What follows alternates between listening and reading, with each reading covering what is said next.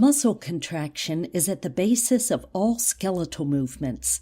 Skeletal muscles are composed of muscle fibers which in turn are made of repetitive functional units called sarcomeres. Each sarcomere contains many parallel overlapping thin, actin, and thick myosin filaments.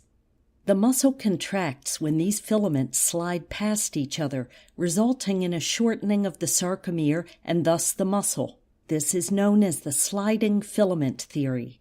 Cross-bridge cycling forms the molecular basis for this sliding movement.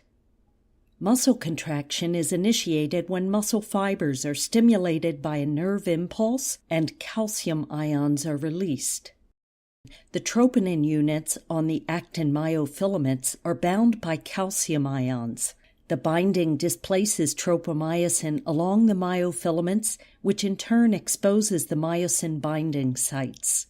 At this stage, the head of each myosin unit is bound to an ADP and a phosphate molecule remaining from the previous muscular contraction.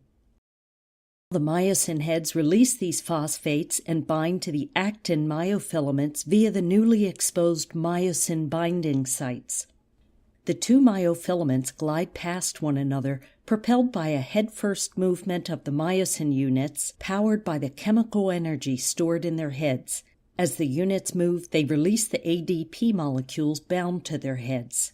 The gliding motion is halted when ATP molecules bind to the myosin heads, thus severing the bonds between myosin and actin.